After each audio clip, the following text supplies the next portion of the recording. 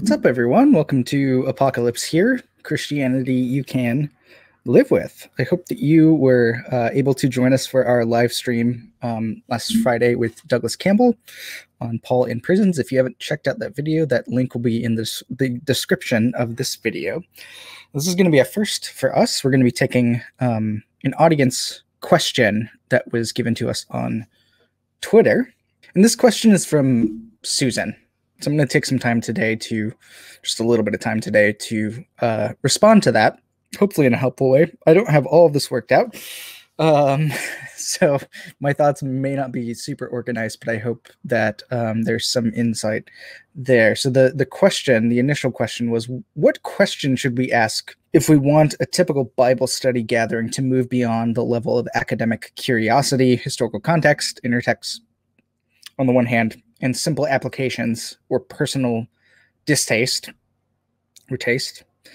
What really spoke to me was, etc. on the other.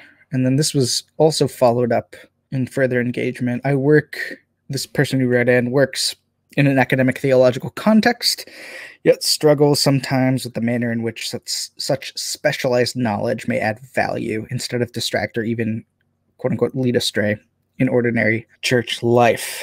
Great questions.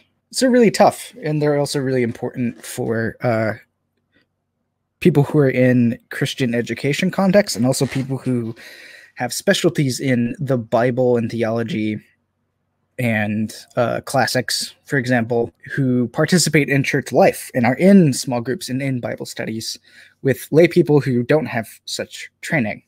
And it can feel a bit odd kind of being in those settings, and I totally understand that. I think the first bit of advice I would give before moving on to this iceberg that we'll talk about, the first thing I would say is preparing for a Bible study or small group setting, whether you're leading it or participating in it. I think the first thing is to make sure that you're committing time to prayer, praying for God's presence and insight in your work and preparation for the study or small group. This is actually really easy to forget. We forget that God is actually real and alive and active in our church context. So asking God for guidance, and especially as expressed through these particular contexts to the particular people that you'll be engaging with in those small groups. Because I think God knows a bit more about how to engage with people than we do, and the appropriate way to do that in those contexts. So yeah, so that's the initial thing I would say is commit time to prayer. Now, the general framework I use, so I work in Christian education, so I lead various classes and Bible studies. The general framework I use when I'm preaching and teaching, leading a small group, or even participating in a group, so this goes for all sorts of ways of participating, is actually through Hemingway's iceberg theory. I don't know if it was actually Hemingway or not, so don't come at me if it's not, but I like this kind of strategy, which was originally used for fiction writing, but I think it works well here too. Those of us who have education in the fields of theology or biblical studies or languages or classics, any of that sort of stuff, we do have a wealth of knowledge that other people don't have on the Bible and its ancient context. But most of that is going to need to stay below the surface, as it were. So down here. Most of that's actually going to stay down below, unless we're specifically asked to share something about that, something about what's below the surface, something to do with Greek words, something to do with certain theological insights, something to do with the historical and ancient context of the Bible. Those are going to remain down here for now, although they are important. What comes through on the surface when you're engaging with people up here is going to be the result of this knowledge, of this sort of basis that's a bit hidden. So this is what's going to come through into everyday kind of interactions. And this is going to be about communicating some of this stuff below the surface in a way that everyday people can understand, in a way that's digestible and accessible, right? And how we're communicating with others in that group in regular language instead of sort of jargon. This is really hard. This does take practice, especially if you've only ever been situated in an academic context. It's really hard to learn how to articulate things in a way that most people are going to understand. So at this point, I think doing your best, if you do have an insight that you feel is appropriate for sharing with other people that is quite dense, try to do your best to explain it as if you're explaining it to someone who's never, ever heard about the things that you are trained in. And you're probably going to fail at this. People are probably going to initially, when you try to do this, stare at you blankly. But that's kind of part of the process, is not being afraid to just try that. Try to be accessible in that way. And then you'll learn and sort of adjust language to people as you get to know them in those small groups. Now, I think another important thing that kind of connects to this iceberg theory is a much more kind of Christological insight. And that's when we're in a small group, in a Bible study, some kind of community group setting, and even leading those, we should be approaching this with a posture of alongsideness, a kind of incarnational posture. And we have the sort of theological rationale for this in Jesus, who came alongside us as our brother and our friend in the incarnation, right? We're called to meet people where and as they are. And also within that, there is a challenge too. We're not just called to accept everything somebody else says. We're also called to be people who challenge one another and bounce ideas off one another in a gentle, kind, and loving way. I think one of the best ways to enact this, especially initially, if you're a bit confused about how to bring your academic training into a kind of regular, everyday small group setting, is to listen more than you speak. Prioritize listening over speaking. And this is something a bit counterintuitive to those of us trained in the academy, is the discipline of listening to people. We tend to want to correct. We tend to want to interject with things that we know better than other people, and to make sure that they're thinking and speaking correctly as well. But that's not going to get us very far. That shuts people down. That gets people sometimes into a defensive posture, and it's difficult to kind of engage people further when that's the case. You can put people in a place where they're worried about getting jumped all over by someone who knows a lot about the subject, right? So listening and prioritizing listening and hearing from other people is what's going to be, I think, very helpful for enacting this incarnational kind of alongside posture that we should be taking as Christians. Your job, even if your job in other walks of life, your job is not to get people to think and say things correctly. People are going to say all sorts of stuff in a small group setting. I think your main job is to be there and to also to listen. Now, when you do feel like there's a time when you should speak, and again, this goes back to prayer and about what God is asking you to do, how God is asking you to participate in a small group. I think one thing that's been helpful for me is asking myself, why am I saying what I want to say? Why do I want to say this thing? Let's say someone is talking about something to do with Paul's account of justice or righteousness, and I think it's just totally wrong. They've misunderstood the Greek. They don't know the Old Testament intertext. They're just making stuff up. Why am I wanting to say something in response? And when I figured that out, is what I'm going to say and how I'm planning to say it going to build up the group with a person who I'm a little bit concerned about in terms of how they're speaking about a text? Is it going to build them up and give life? Or is it going to show people how smart I am and how uninformed this other person is? how am I approaching this? This is a way to test yourself, right? Why am I approaching things this? Why do I want to say this thing? And is this going to build up the group or not? If it's not, there's no point in saying it. If it is, and you have a way of expressing that response in a way that is going to be life-giving and helpful for the group, then that's an indication that you should be doing that you should be chiming in.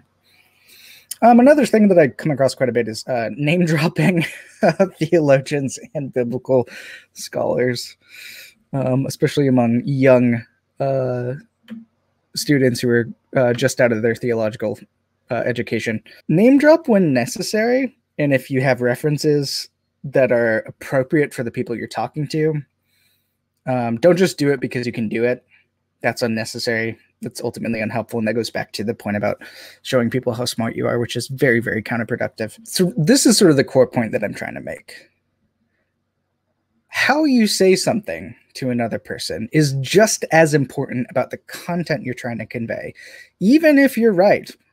Even if you're totally right, let's say about Paul's use of righteousness language in his letters, and someone else is wrong, how you convey that to them is just as important about the correctness or the rightness of what you're saying. So figuring out how to say this in a gentle and kind and loving way, in a virtuous way, in a way that's giving life and building up rather than tearing down.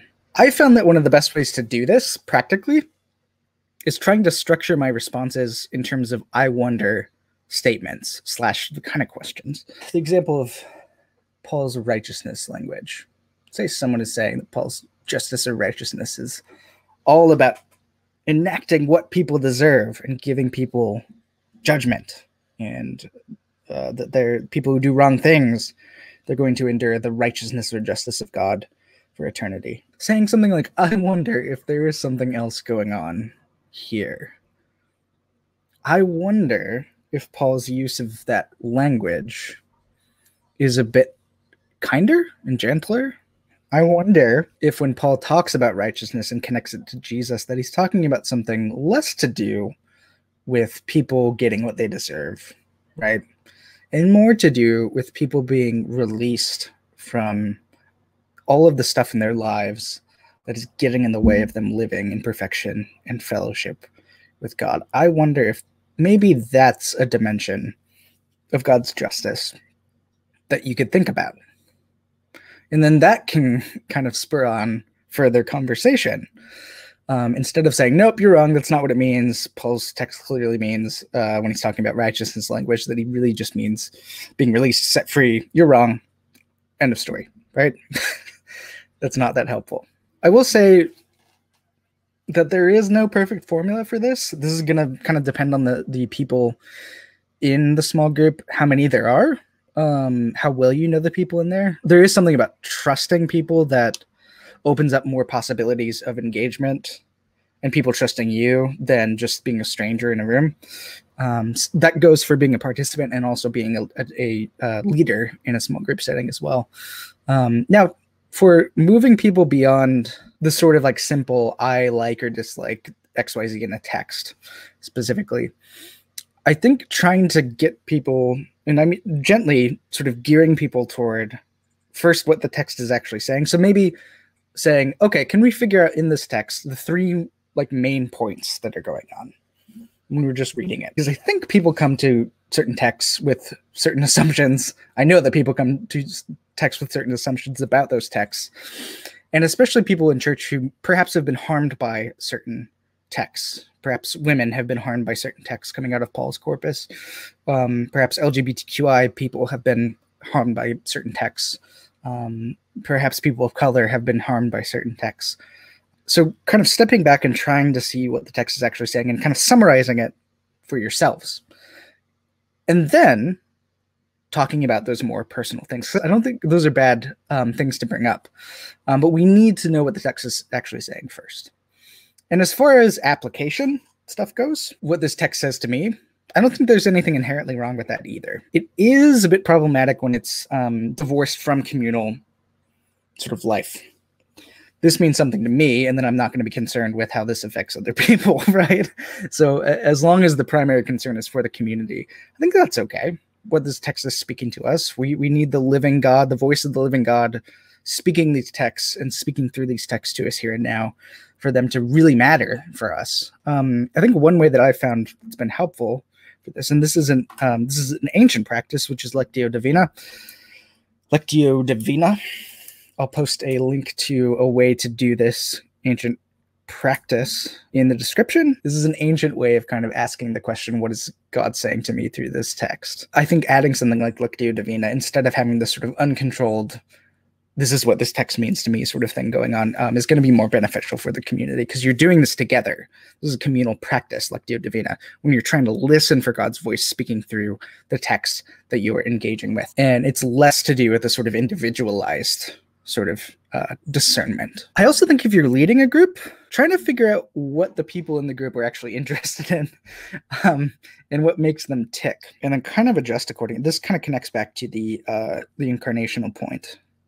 Trying to figure out what makes them tick, and then within that, coming up with things that are going to challenge and kind of push them to think harder and more deeply about these things. Being a Christian doesn't mean not thinking. It means thinking very deeply about the scriptures, about theological issues that come up through the scriptures and through further reflection on the Bible. I think at the end of the day, going back to the first point I made about praying, making sure that you're inviting God's Spirit to be present with you and speaking to you and the group through your discussion, through the texts, through the words that you speak, and through the things that you keep quiet in your heart. I think that's the most important thing. That's the thing that brings the community together and joins people together. It's not you figuring out how to do this strategically and figuring out the best method to engage with people, given your wealth of knowledge about certain specialized subject matters, right? God is the one who is going to be sort of controlling this process, and making sure that that is really the heart of the matter is what I would really want to drive home. So thank you for watching this audience response video. I hope that you can take some of these insights into your community, whether you're participating in a Bible study or small group, and you have a background in theology or biblical studies, or if you're in a Christian education kind of context. Some of this stuff has been helpful for me. Might as well give it a try. This is going to be very dependent upon context, so if it doesn't work, don't be afraid to try something else. With that, this has been Apocalypse here, Christianity you can live with. Sorry.